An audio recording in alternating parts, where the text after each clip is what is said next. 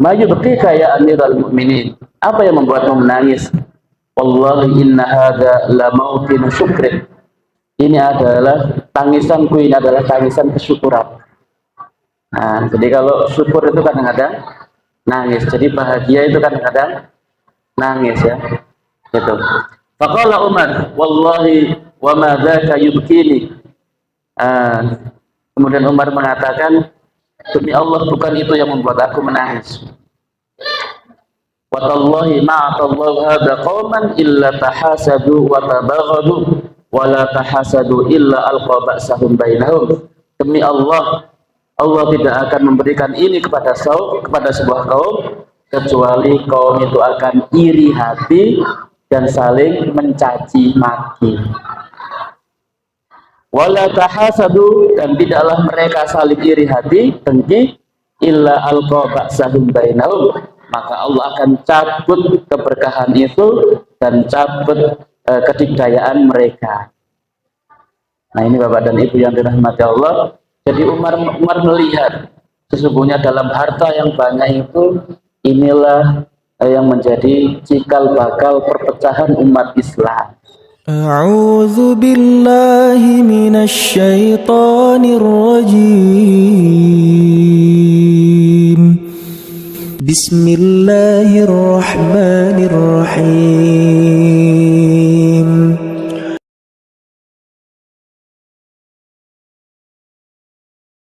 Assalamualaikum warahmatullahi wabarakatuh. Alhamdulillahirabbil alamin, wassalatu wassalamu ala asyrofil anbiya wal mursalin nabiyina Muhammadin wa ala alihi wa ashabihi ajmain. Allahumma salli wa sallim wa barik wa an'im alaihi wa ala alihi wa ashabihi wa man sara ala nahji ila yaumiddin. Allahumma la ilma lana illa ma 'allamtana innaka antal alimul hakim. Allahumma fir lana wa li ikhwanina wa li muallimina wa li masyayikhina wa liman yuallimuna walau kana harfan wahida wa liman tasabbaba bihadzal khairil 'azim. Allahumma ja'al a'malahum fi mizani hasanatihim bi rahmatika ya arhamar rahimin. Bapak dan Ibu yang dirahmati Allah Subhanahu wa taala, kita akan lanjutkan kajian kita dalam Sirah Khulafaur Rasyidin, yaitu pada masa Umar bin Khattab tahun ke-16 Hijriah, penaklukan Madain. Nah, ini istana, ini adalah Qasru al-Abyad, istana putih. Ini reruntuhannya saja, reruntuhannya yang masih ada. Nah, ini Qasru al-Abyad. Nah, yang melengkung itu, nah itu adalah Iwanu Kisra, istananya Kaisar, yang nanti ketika Sa'ad bin Abi Waqqas menaklukkan itu, maka di bagian itu dijadikan sebagai masjid, Nah, Bapak dan Ibu yang dirahmati Allah, kemarin kita telah membahas terkait dengan bagaimana kuda-kuda kaum muslimin melewati sungai, dan ternyata kuda-kudanya tidak tenggelam dan bisa berjalan di dalam air dan tidak tenggelam. Nah, Bapak dan Ibu yang dirahmati Allah, ketika 60 pasukan kuda yang pertama dipimpin oleh yang dipimpin oleh Amir bin Utbah dan kemudian Qaqah bin Utbah, maka kemudian berikutnya adalah berjalanlah 540 pasukan berkuda, kan ada 600. Jadi 60 duluan, pasukan berani mati, kemudian 540 nyebrang sungai Tigris, sungai Dijlah. Nah, ketika itu yang menemani Sa'ad bin Abi Waqqas itu adalah Salman Al-Farisi, berada di sungai Tigris, dan Salman Al-Farisi berkata, Sa'ad berkata, hasbunallah wa ni'mal wakil, wallahi la yansuranna Allahu waliyahu wa liyudhiranna Allahu dinahu wa la yanhazimanna Allahu aduwahu illam yakun fil jaysi baghyun aw dhunubun taghlibu al-hasanat. Allah akan menolong walinya dan memenangkan agamanya dan mengalahkan musuh-musuhnya. Coba diperhatikan Bapak dan Ibu yang dirahmati Allah, jika di dalam pasukan tersebut tidak ada baghyun, tidak ada kezaliman, atau dosa yang mengalahkan kebaikan-kebaikan mereka. Nah, gini. Jadi keyakinan seorang muslim ketika dalam perjuangan itu Allah akan selalu menolong kita selama dalam jamaah itu tidak ada orang-orang yang maksiat. Tidak ada kezaliman. Apakah kezaliman pemimpin kepada pasukannya ataukah kezaliman individu-individu kepada orang lain. Kezaliman kepala keluarga kepada keluarganya, kezaliman suami kepada istrinya dan sebagainya. Nah, ini keyakinan yang harus dimiliki oleh seorang muslim. Begitulah yang dikatakan oleh Umar bin Khattab, begitulah yang dikatakan oleh Sa'ad bin Abi Waqqas, dan Sa'ad bin Abi Waqqas meyakini bahwasanya sungai ini adalah tentara Allah. Maka sesama tentara Allah akan saling membantu. Dan inilah kekuatan seorang pemimpin, Bapak dan Ibu yang dirahmati Allah. Sungai dengan begitu derasnya, airnya juga sangat isinya juga sangat airnya meluap, tapi kemudian dengan keyakinan kita harus menyeberangi ini dan pasti kita akan ditolong oleh Allah. Nah, ini kan luar biasa. 600 pasukan berkuda berjalan di air. Nah, ini kan wali kan gitu Pak. Nah, ini wali temenan ini. Wali asli ini. Nah, syaratnya itu tidak ada kezaliman atau dosa yang mengalahkan kebaikan. Jadi kalau di situ maka tidak ada kezaliman, dan kalau ada beberapa yang kemudian melakukan kemaksiatan, maka sesungguhnya disitulah sumber kekalahan. Disitulah sumber kekalahan. Wa qala lahu Salman, kemudian Salman di sampingnya mengatakan, Innal Islam jadid, sesungguhnya Islam ini baru. Kan baru 16 tahun ya. Plus 10 tahun kenabian, baru 26 tahun. Nah, Zullilat lahum wallahi al-buhur.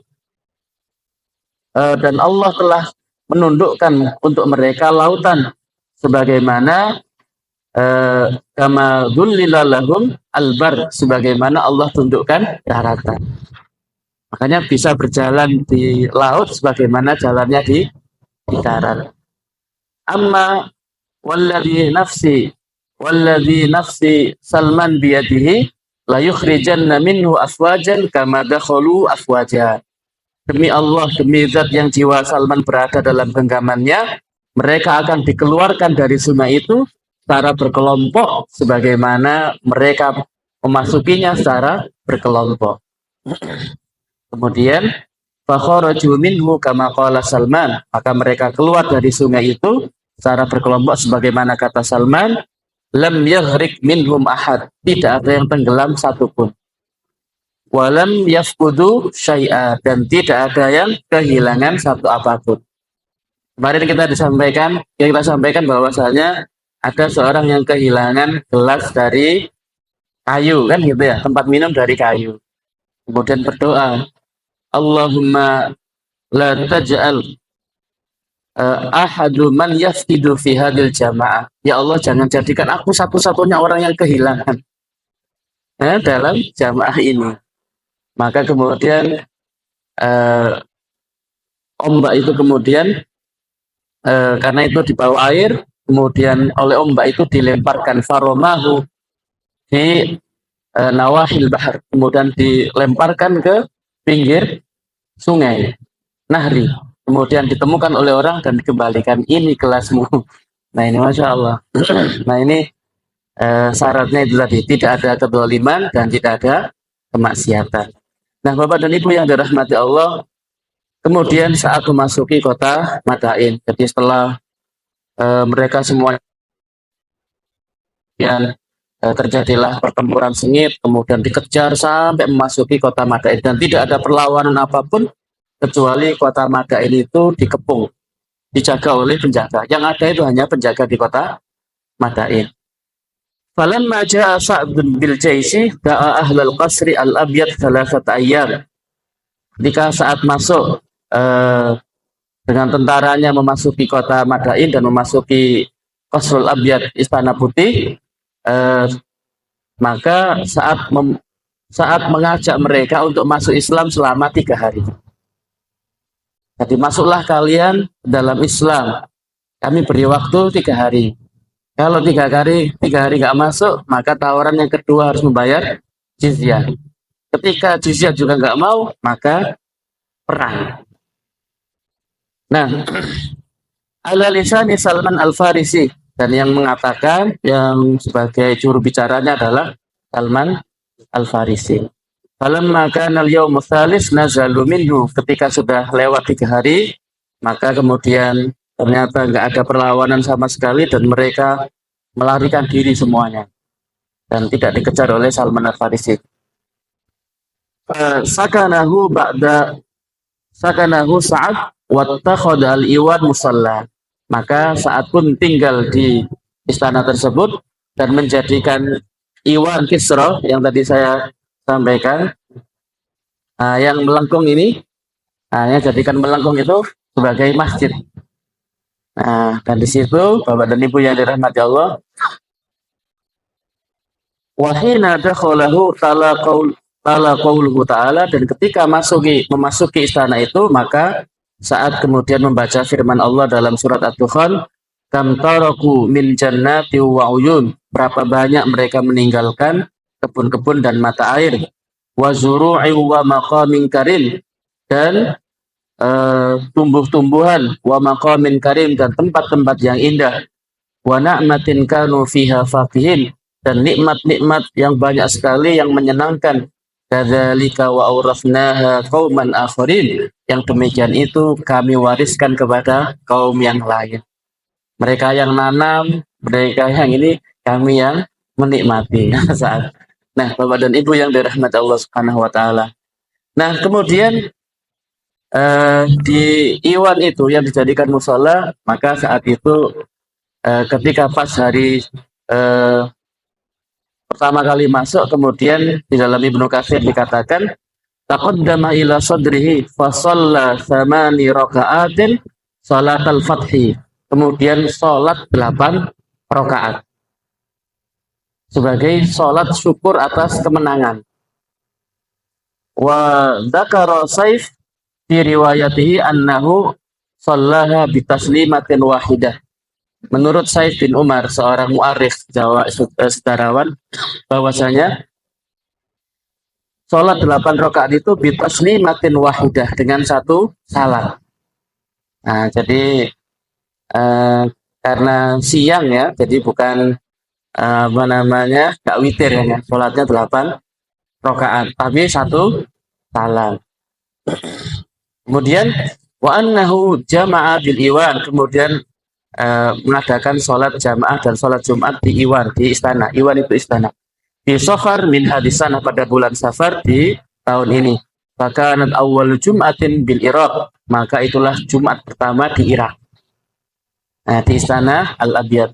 Dzalika li'anna saat nawa al-iqama biha, karena saat memang niat tinggal di sana, wa ba'asha ila al-iyalat fa anzalahum duaral madain wastautanuha, kemudian memerintahkan kepada beberapa keluarga untuk tinggal di Madain.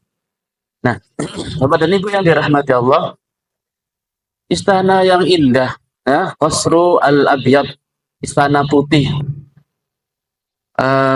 Padahal tentara Islam itu biasanya tinggalnya di padang pasir. Jadi gak kerasan, Pak. Kenapa? Banyak nyamuknya. Maka kemudian ketika beberapa bulan kemudian saat mengutus beberapa pasukannya untuk bertemu kepada Umar dan minta bantuan, ketika ditanya Umar, ada apa dengan kalian? Kenapa badan kalian kurus? Jadi ketika tinggal di istana ini malah badannya kurus dan kesehatannya menurun. Maka kemudian dikatakan di sana itu lembab, kan dekat sungai kan gitu ya. Karena lembab terus ini kemudian Umar memerintahkan, wahai Sa'ad, pindahlah kamu ke tempat yang baru dan pindahlah ke tempat yang baik. Kemudian kemudian memerintahkan pasukannya untuk pindah ke satu tempat dan membangun kota di sana, dan kota itu adalah kota Kufah. Nah, jadi membangun Kufah. Jadi Baghdad, Madain ini ditinggalkan dan pindah ke Kufah. Kemudian membangun kota Kufah. Nah, maka Sa'ad dan pasukannya tinggal di Kufah. Bapak dan Ibu yang dirahmati Allah, ketika memasuki istana itu ternyata ada brankas besar milik Kisra, milik Raja Persia. Wa kana fi hizanati Kisra salasatu alfi dinar. Nah, jadi salah satu alaf itu 3.000, alfi itu 1.000. Nah, ini saya nggak bisa bacanya ini Pak, berapa ini Pak? Dinar. Ya, 3.000 tambah 1.000 tambah 1.000 tambah 1.000. Nah, ini bahasa dulu zamannya zamannya Ibnu Katsir. Jadi belum ada miliar, belum ada biliar, belum ada triliun, Pak ya. Jadi membahasakannya itu seperti itu. Salah satu alf itu 3 juta. Tambah alf lagi berarti nolnya tambah 3 lagi. Ditambah 3 lagi.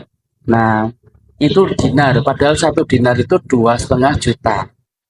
Nah, belum kalikan saja, wis pokoknya akeh. Nah, makanya sampai dikatakan salah sumarot 3 kali, alfnya itu 3 kali. Fa'akhadhu min dzalika ma qaddaru alaihi. Kemudian mereka jadi Yazdajir dengan pasukannya itu membawa apa yang bisa mereka bawa dari istana itu. Semua kuda-kudanya, onta-ontanya dipenuhi dengan harta itu. Semua yang bisa dibawa. Wa taraku ma ajazu anhu, dan mereka meninggalkan yang tidak bisa diambil. Yang tidak bisa diambil. Termasuk karpet permadani, nggak bisa diambil. Bukan nggak bisa diambil. Terlalu berat membawanya kan ya. Gitu. Wa huwa miqdarun nisma min dzalika aw ma yuqaribu. Dan yang ditinggalkan itu adalah separuhnya. Nah, separuhnya, dan separuh itulah yang kemudian diambil oleh umat Islam. Jadi berapa ini badannya Pak? 3 triliun atau berapa ini? 3 triliun ya. Nah, jadi separuhnya itu diambil oleh umat Islam. Nah, Bapak dan Ibu yang dirahmati Allah, maka kemudian sebagaimana biasa, maka harta itu kemudian dibagi menjadi 5. Ghanimah itu dibagi menjadi 5. Khumusuhu lillahi wali rasuli. 1/5-nya untuk Allah dan Rasulnya. Maksudnya untuk pemerintah, untuk umat Islam. Nah, dan 4/5-nya untuk prajurit perang. Untuk prajurit perang. Karenanya maka 1/5-nya kemudian diperintahkan untuk dibawa ke Madinah. 1/5-nya dibawa ke Madinah. Betapa kagetnya ketika yang dibawa ke Madinah itu emas, perhiasan, mahkotanya raja, dan lain-lain baju-bajunya. Kemudian ketika itu maka Umar teringat dengan pesan Nabi, yaitu kepada Suraqah bin Malik bin Ja'sam. Jadi ketika Suraqah bin Malik bin Ja'sam itu ingin membunuh Nabi, maka tidak bisa, dan kemudian Rasul mengatakan, engkau akan memakai gelangnya Kisra. Engkau akan memakai gelangnya Kisra. Falamma ra'ahu ma fi yadi Suraqah qala alhamdulillah. Ketika itu langsung dipanggil Suraqah di sini. Pakai ini gelang, pakai bajunya, pakai mahkotanya. Kemudian kamu jalan ke depan, ke belakang, gagah kan gitu ya. Suraqah A'rabiyyun min Bani Midlaj. Inilah Suraqah. Tapi setelah itu lepas Firaun. Disuruh ngelepas. Kenapa? Karena hanya disuruh memakai saja. Dan itu adalah bagian dari seperlima yang dibawa oleh Sa'ad kepada Umar bin Khattab ke Madinah. Nah, Bapak dan Ibu yang dirahmati Allah Subhanahu wa taala, kemudian saat memerintahkan beberapa batalion untuk mengejar Kisra Yazdajir ke Khulwan. Dan kemarin larinya ke Khulwan, ya. Lari ke Khulwan. Tsumma arsala saraya fi isri Kisra Yazdajir falahiqa bihim ta'ifah faqataluhum wa syarriduhum fastalabu minhum amwalan 'azimah aktsaruha min malabis Kisra wa tajuhu wa huliyuhu wa tajihi wa huliyuhu. Kemudian saat memerintahkan beberapa pasukan untuk mengejar Kisra ke Khulwan, dan nggak sampai di Khulwan, ternyata mereka istirahat di satu tempat dan mereka kemudian berhasil untuk kemudian menaklukkan pasukan itu, dan kemudian mereka mengambil hartanya, dan harta yang banyak itu yang banyak adalah malabis bajunya Kisra, watajuhu mahkotanya, wahuliyuhu dan baju-baju kebesarannya, perhiasan-perhiasan. Nah, Bapak dan Ibu yang dirahmati Allah. Fatahsulul fai ala amrin azim minal amwal syar'asat khumusahu wa amara Salman ibnu Rabi'ah al-Bahili faqassamal arba'al akhmas bainal ghanimin. Kemudian sama di tempat itu dibagi oleh Sa'ad, dibawa dulu ke Madain, kemudian dibagi menjadi 5, maka 4/5-nya untuk prajurit perang. Nah, 1/5-nya dipulangkan lagi ke Madinah, dikasih ke Madinah. Nah, Bapak dan Ibu yang dirahmati Allah, ini bagi yang perang. Fahasala likulli wahidin minal fursan isna asyara alf. Maka setiap penunggang kuda itu mendapatkan 12.000 dinar. 12.000 dinar. Ini saking banyaknya ghanimahnya, ya. Wa kanu kulluhum fursanan, dan mereka semuanya penunggang kuda. Wa ba'dihim janaib, dan sebagian adalah pembantunya, yang maksudnya yang berjalan kaki. Nah, ini Bapak dan Ibu yang dirahmati Allah. Kemudian saat mengirimkan permadani, nah di antara 4/5 itu, karena banyak permadani, dan saat maka meminta kepada pasukan yang permadani baju-baju kita berikan untuk Madinah, kalian uangnya saja, kalian dinarnya saja, emas peraknya ambil, tapi yang ini kita berikan ke Madinah. Jadi maka kemudian saat mengirimkan permadani baju Kisra ke Madinah dan 1/5-nya. Jadi yang bagiannya prajurit perang yang berupa baju, berupa permadani diminta oleh Sa'ad untuk diberikan kepada umat Islam di Madinah. Maka kemudian mereka memberikannya. Liyanzuru ilaihi wa ta'ajjabu minhu fatibu dzalika wa atinu. Dan kemudian diizinkan, mereka mengizinkan, dan dibawalah jadi 1/5 ghanimah itu, dan baju sementara permadani dibawa ke Madinah. Nah, Bapak dan Ibu yang dirahmati Allah Subhanahu wa taala, ketika sampai di Madinah dan ini adalah harta yang sangat banyak, maka Umar mengatakan, lamma nazara ila dzalika qala inna qauman addu hadza la umana. Sesungguhnya orang-orang yang menunaikan ini semuanya adalah orang-orang yang terpercaya menjaga amanah. 1/5 dari 15 triliun kan gitu ya.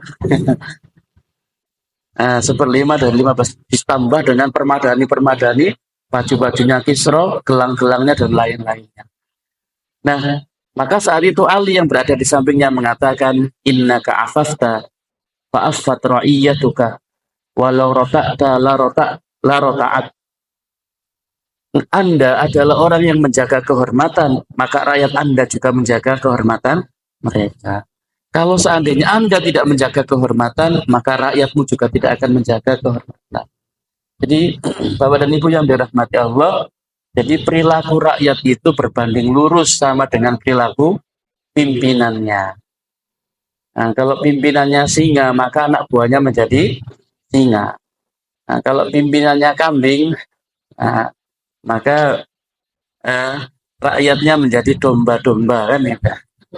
Nah ini Bapak dan Ibu yang dirahmati Allah Subhanahu wa taala.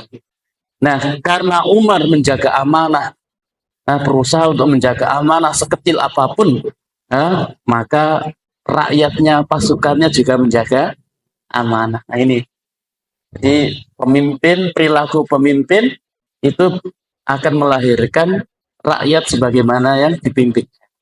Kalau rakyatnya, kalau pemimpinnya itu jujur, insya Allah rakyatnya jujur. Kalau pemimpinnya itu pembohong, maka rakyatnya juga nggak jauh dari itu. Nah ini Bapak dan Ibu yang dirahmati Allah. Nah, Bapak dan Ibu yang dirahmati Allah Subhanahu wa taala, kemudian Sa'ad bin Abi Waqqas dan pasukannya tinggal di Madain. Belum pindah ke Kufah, masih di Madain. Nah, kemudian Bapak dan Ibu yang dirahmati Allah, pasukan yang lari ke Hulwan itu kemudian mereka berhenti di sebuah daerah yang bernama Jalula, bernama Jalula. Sebuah daerah kecil di perbatasan Irak dan Iran, sekitar 185 km sebelah tenggara Baghdad sekarang. Jadi kalau Madain itu dulu, sekarang namanya Baghdad. Nah, daerah Jalula ini 185 km sebelah tenggara. Daerah ini adalah perbatasan terakhir kerajaan Sasan. Sasan itu Persia dalam menghadapi kaum muslimin. Di saat-saat bangsa Persia tercerai-berai di wilayah itu, tampillah dua perwira tinggi militer Persia yang sudah merasakan pahitnya kekalahan di Qadisiyah, kekalahan di Madain, maka mereka bertekad untuk membalas kepada umat Islam. Nah, orang itu adalah Hurmuzan dan Mahran Ar-Razi. Dalam riwayat lain, Hurmuzan ini Fairuzan. Nah, Fairuzan. Pokoknya kalau ada zan-zannya itu Persia ya. Nah, Fauzan. Nah, oke. Nah, kemudian Mahran Ar-Razi ditunjuk oleh Yazdajir sebagai panglima perang.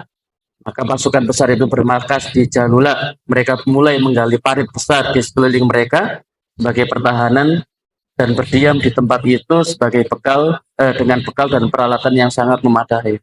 Disuplai oleh Yazdajir dengan pasukan, dengan logistik, dan mereka ini adalah benteng terakhir Persia. Benteng terakhir Persia. Nah, Bapak dan Ibu yang dirahmati Allah, dan jumlah mereka sangat banyak. Dalam Bidayah wan Nihayah dikatakan jumlahnya 15 kali jumlah pasukan Islam. Ketika mereka berada di Jalula dan kemudian Sa'ad bin As mendengar bahwasanya mereka mulai mengumpulkan kekuatan dan ingin menyerang umat Islam, maka kemudian berkirim surat kepada Umar bin Khattab, dan kemudian Umar bin Khattab mengatakan bahwasanya Sa'ad bin Waqqas tetap di Madain. Dan pasukan yang diutus adalah Hashim bin Utbah bin Abi Waqqas, ponaannya Sa'ad bin Abi Waqqas. Nah, Bapak dan Ibu yang dirahmati Allah, saat kemudian segera menjalankan perintah tersebut dan mengutus keponakannya Hashim membawa pasukan dalam jumlah yang besar, 12.000 personil terdiri dari para sahabat senior dan kalangan muhajirin dan ansor serta pemuka-pemuka bangsa Arab lainnya. Tapi jumlah Persia saat itu adalah 15 kali lipat. Nah, ini. Nah, Bapak dan Ibu yang dirahmati Allah, karena jumlahnya mereka nggak banyak dan jumlah Persia sangat banyak, maka kemudian dibikinlah formasi bagian depan pasukan Islam dipimpin oleh Qaq' bin Amir, sayap kanan dipimpin oleh Sa'ad bin Malik, sayap kiri dipimpin oleh Umar bin Malik, dan bagian belakang dari pemimpin dipimpin oleh Amr bin Murrah al-Juhani. Sejarawan mengatakan orang-orang ini setara dengan 1.000 prajurit. Qaq' bin Amir, Sa'ad bin Malik, ini mereka setara dengan 1.000 prajurit. Nah gitu ya, jadi kekuatannya luar biasa, terbukti dalam di Qadisiyah kan gitu ya. Jadi setelah berjalan 1000 kilometer langsung nantang duel kan gitu ya. Oke. Nah, Bapak dan Ibu yang dirahmati Allah, kemudian sampailah kaum muslimin di Jalula. Nah, karena mereka berada di sebuah benteng dan di depan benteng itu ada parit, maka pasukan Islam mengepung kota itu hampir 7 bulan.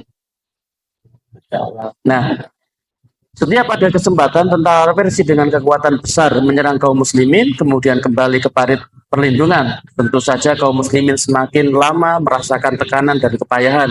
Mereka dipaksa untuk selalu siaga penuh menyambut serbuan pasukan Persia yang datang dengan kekuatan besar. Dan mereka jumlahnya banyak dan gantian ya. Jadi kalau ini sudah keluar, nanti mundur istirahat, ganti yang ini. Karena jumlahnya memang sangat banyak. Nah, Bapak dan Ibu yang dirahmati Allah, karena hampir 7 bulan dikepung, dan kemudian pasukan Islam juga berat ini ya. Secara logistik juga berat 7 bulan kan ya, ngepung ya. Di samping itu harus siaga penuh, karena mereka sewaktu-waktu akan menyerang. Keluar dari parit, kemudian menyerang umat Islam, kemudian balik lagi ke parit. Nah, Bapak dan Ibu yang dirahmati Allah, maka kemudian karena dua-duanya juga capek, akhirnya kemudian diputuskan dua-duanya menyerang. Jadi dua-duanya menyerang, keluar, jadi keluar. Nah, Bapak dan Ibu yang dirahmati Allah, Hashim berkali-kali berorasi di hadapan kaum muslimin untuk memotivasi mereka, jahidu fi sabilillah wa tawakkal 'alallah. Kalian harus menggantungkan semuanya kepada Allah, ikhlaskan niat kalian untuk Allah Subhanahu wa taala. Sementara bangsa Persia mengikat perjanjian dengan kesepakatan dengan sekutu mereka yang bersumpah demi api. Mereka pemuja api ya, suku api ini. Tuhan mereka tidak akan lari dari pertempuran hingga seluruh bangsa Arab dapat dibasmi. Nah ini Bapak dan Ibu yang dirahmati Allah. Maka kemudian pecahlah perang, dan perang di Jalula ini mirip-mirip dengan perang Qadisiyah hari keempat. Perang di Qadisiyah hari keempat, di mana saat itu tidak terdengar sesuatu kecuali hanya dentingan senjata. Nah, saking ininya sampai digambarkan Bapak dan Ibu yang dirahmati Allah, bahwasanya anak-anak panah kedua belah itu mulai habis, maka berganti dengan tombak-tombak yang berterbangan. Kemudian setelah habis keduanya, maka kemudian mereka saling menyerang dengan pedang. Dan ini berjalan dan tidak ada suara saat itu kecuali dentingan pedang. Nah, ini saking luar biasanya. Kemudian tiba waktu zuhur. Nah, kaum muslimin hanya mampu melaksanakan sholat dengan isyarat. Kenapa? Karena suasananya sangat mencekam. Jadi mereka berada di posnya, maka sholatnya tidak sujud, tidak rukuk, tapi sholatnya hanya dengan isyarat. Dan inilah sholat khauf. Nah, sholat dalam kondisi itu mereka tetap sholat, tapi dengan di posisi mereka. Nah, jadi nggak sujud-sujud loh, dilempar tombak kan. Nah, jadi sudah tidak lagi sebagian sholat, sebagian berjaga. Nah, tidak lagi ini, tapi karena kondisinya mencekam, maka sholatnya pun sholat dengan isyarat. Jadi cuma nunduk sedikit, sedikit. Nah, sementara kelompok Majusi meninggalkan gelanggang, lalu posisi mereka digantikan oleh kelompok yang lain. Nah, Bapak dan Ibu yang dirahmati Allah Subhanahu wa taala. Nah, kemudian kok saat itu berdiri di hadapan kaum muslimin dan berkata, "Apakah kalian takut dengan apa yang kalian lihat, wahai kaum muslimin?" Maka umat Islam mengatakan, "Ya, sebab kita dalam posisi bertahan dan mereka menyerang." Jadi memang formasi terbaik itu penyerang ya, bukan bertahan. Ya kan? Kalau bertahan itu kalah. Jadi formasi terbaik adalah menyerang. Nah kata kok mari kita gempur mereka secara serentak. Dalam bahasa ininya kajasadin wahid, Jadi semuanya bergerak dalam satu waktu. Sehingga Allah Subhanahu wa taala memutuskan perkara antara kita dan mereka. Nah, Bapak dan Ibu yang dirahmati Allah Subhanahu wa taala, perang itu pun berjalan sampai sore. Sore kemudian masuk malam hari. Nah, perlahan malam mulai merayap ketika hari mulai gelap, beberapa pasukan berkuda kaum muslimin mendekati kubu pertahanan musuh dengan diam-diam. Di antara para kesatria penunggang kuda itu adalah para jagoan seperti Tulaiha al-Asadi, Amru bin Ma'di, Karib, Qais bin Makyus, dan Hijir bin Adi. Mereka ini para pemimpin dari pemuka kaum. Nah, termasuk di antaranya adalah Kok. Nah, jadi ketika malam, orang-orang Majusi menganggap, wah ini kita sudah berperang 1 harian penuh. Maka mereka istirahat. Tapi Kok nggak pengen istirahat. Kok kemudian Bapak dan Ibu yang dirahmati Allah mendekati benteng mereka, kemudian melewati parit. Nah, kemudian setelah melewati parit, maka pasukan Majusi tidak dalam keadaan tidak mengetahui sama sekali apa yang dilakukan pasukan Kok dalam kegelapan. Mereka tidak menyadari semua itu hingga terdengar teriakan, "Aina antum? Di manakah kalian, wahai kaum muslimin? Ini pemimpin kalian sudah di pintu parit musuh." Nah, itu Kok yang mengatakan. Dan dikatakan dalam sejarah, la sautul Kok asyaddu min alfi jais fil ma'rakah.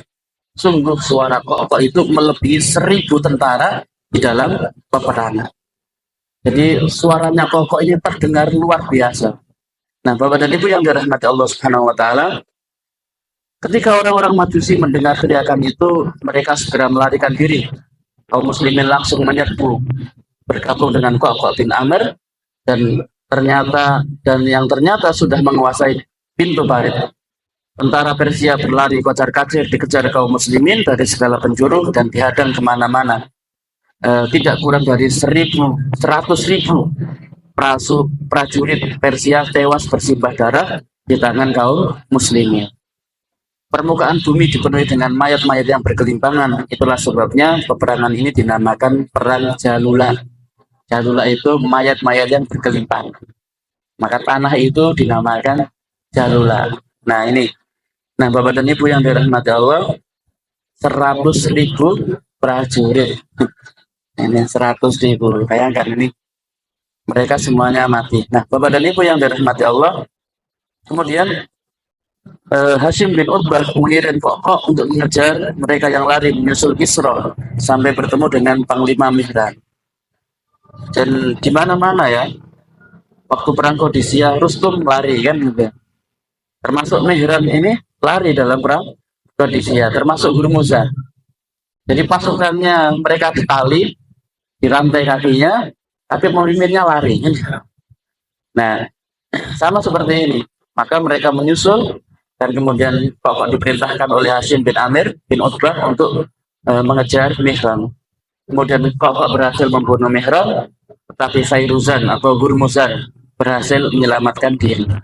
Nah, Bapak dan Ibu yang dirahmati Allah, kemudian setelah selesai semuanya, maka dikumpulkanlah ghanimah Jalula. Ghanimah Jalula, kaum muslimin berhasil mendapatkan ghanimah berupa harta, senjata, emas, dan perak yang jumlahnya hampir sama dengan harta mereka di Madain. Nah, ghanimah yang diperoleh segera dibagi dan dikirim oleh Hashim ke pamannya saat mengeluarkan 1/5-nya untuk dikirimkan ke Amirul Mukminin di Madinah. Jadi caranya sama, dikumpulkan di Madain, kemudian dibagi 5, 1/5-nya lillahi wa li rasulihi, untuk pemerintah, untuk Umar bin Khattab. Bukan untuk Umar bin Khattab, untuk pemerintah. Nah, 4/5-nya untuk prajurit perang. Nah, Bapak dan Ibu yang dirahmati Allah Subhanahu wa taala, Imam Asy-Sya'bi mengatakan, kanal malu al-mutahassil min waqati Jalula 30,000 alf. Ghanimah Jalula itu 30 juta dinar. 30 juta dinar. Jadi kalau tadi itu ini pendapat Asy-Sya'bi. Tapi kalau tadi itu yang Ibnu Katsir ya. Salah satu alafi alfi dinar kan gitu ya. Wa kana khumsuhu sittatu alafi alfi. Dan seperlimanya yang dikirim ke Madinah itu adalah sittatu alafi alf. 6 juta. 6 juta dinar. Nah, pendapat yang lain mengatakan wa qala ghairuhu kana alladhi asaba kullu faris yauma jalula nadhiru ma hasala lahu yaumal madain. Ghanimah jalula itu sama dengan ghanimah di Madain. Itu. Kemudian ada pendapat yang lain juga yakni isna asyara alf likulli faris. Setiap penunggang kuda mendapatkan 12.000 dinar. 12.000 dinar. Waqala waqila asaba kullu faris 9,000 wa 9 dawab. Dan ada pendapat yang lain, setiap penunggang kuda mendapatkan 9.000 dinar dan 9 binatang ternak. Nah, Bapak dan Ibu yang dirahmati Allah, maka memang luar biasa, dan ghanimah yang didapatkan itu memang luar biasa banyaknya. Nah, Bapak dan Ibu yang dirahmati Allah Subhanahu wa taala, maka kemudian 1/5 itu kemudian dikirim ke Madinah. Nah, dikirim ke Madinah dan dikawal oleh Ziyad bin Abi Sufyan. Dan Qudai bin Amr dan Abi Mifris al-Aswadi. Ketika sampai ke Umar bin Khattab, maka Ziyad bin Abi Sufyan ini bercerita kepada Umar terkait dengan peristiwa Jalulah. Dan Umar kagum dengan ceritanya Ziyad bin Abi Sufyan ini. Kemudian Umar ingin bahwasanya rakyatnya ingin untuk mengetahui bagaimana ceritanya peristiwa Jalulah. Maka kemudian minta kepada Ziyad bin Amr, nanti saya akan kumpulkan orang dan kamu ceritakan sebagaimana apa yang terjadi di Jalulah dan bagaimana cara mendapatkan ghanimah yang sangat banyak ini. Maka kemudian Ziyad bin Amr kemudian menyanggupi, dan Ziyad mengatakan bahwasanya tidak ada orang yang aku segani untuk berbicara di hadapanku kecuali engkau, wahai Umar. Kalau selain engkau, maka aku lebih berani. Pada engkau aja aku berani. Maka kemudian diperintahkan Ziyad bin Abi Sufyan ini ketika itu ghanimah itu datang di malam hari, kemudian disuruh untuk ditutup. Besok pagi kita akan bagi semuanya. Nah, kemudian Ziyad disuruh menceritakan dulu kisah perang Jalulah. Nah, ini Bapak dan Ibu yang dirahmati Allah. Nah, ini yang ditulis oleh Ibnu Katsir, kan sudah ditulis oleh Ibnu Katsir. Dan dikatakan inna hadza lahuwa al-khatibul musaqqa. Sesungguhnya Ziyad itu adalah orator ulung, yakni al-fasih. Qala Ziyad inna jundana atlaku bil fi'ali lisanana. Sesungguhnya tentara-tentara kita itu melakukan semua apa yang kita ucapkan. Jadi apa yang kita ucapkan itulah yang dikerjakan. Nah ini. Tsumma halafa Amr bin Khattab ayyajinna hadzal mal alladhi ja'u bihi saqfa hatta yusimahu. Kemudian Umar bin Khattab bersumpah, sesungguhnya aku akan membagi semuanya dan tidak ada yang tersisa. Nah, tapi tutuplah besok aja kita bagi. Nah, Bapak dan Ibu yang dirahmati Allah, ketika ditutup ghanimah itu kemudian dibuka besoknya, dijaga. Padahal itu baru 1/5-nya kan gitu. padahal seperlimanya. Maka kemudian ketika dibuka, kemudian Umar menangis. Maju beki kayak Amirul Mukminin. Apa yang membuatmu menangis? Wallahi inna hadza la mautin syukrin. Ini adalah tangisanku, ini adalah tangisan kesyukuran. Nah, jadi kalau syukur itu kadang-kadang nangis. Jadi bahagia itu kadang-kadang nangis ya. Gitu. Faqala Umar, wallahi wa ma dzaka yubkini. Kemudian Umar mengatakan, demi Allah bukan itu yang membuat aku menangis. Wallahi ma'atallahu hadza qauman illa tahasadu wa tabaghadu wa la tahasadu illa alqa ba'sahum bainahum. Demi Allah, Allah tidak akan memberikan ini kepada sebuah kaum kecuali kaum itu akan iri hati dan saling mencaci maki. Wala tahasadu, dan tidaklah mereka saling iri hati, dengki, illa alqa ba'sahum bainahum. Maka Allah akan cabut keberkahan itu dan cabut kedikdayaan mereka. Nah, ini Bapak dan Ibu yang dirahmati Allah. Jadi Umar melihat sesungguhnya dalam harta yang banyak itu, inilah yang menjadi cikal bakal perpecahan umat Islam. Nah, jadi dengan harta yang banyak itu, maka akan muncul iri, hasad. Mereka kemudian saling caci maki dan sebagainya. Maka Umar menangis. Summa qassamahu kama qassama amwal Qadisiyah. Kemudian dibagilah harta itu sebagaimana harta itu dibagi dalam perang Qadisiyah, dan dibagi semuanya. Nah, Bapak dan Ibu yang dirahmati Allah, jadi itu seperlimanya. Nah, ini, dan perang Jalula ini masih panjang ya. Perang Jalula sampai di sini setelah pembagian ini, maka kemudian setelah itu ada tiga perang lagi untuk penaklukan Irak. Di antaranya adalah perang Hulwan, penaklukan Hulwan, tempatnya Yazdajir, dan di mana nanti Yazdajir dibunuh di sana. Dan kemudian perang-perang berikutnya, perang-perang kecil. Barulah setelah itu ada kisah Hurmuzan. Hurmuzan ini orang Majusi yang nanti bersekongkol dengan Abu Lu'lu al-Majusi, dan kemudian dialah yang sebagai otaknya, isunya begitu, yang membunuh Umar bin Khattab.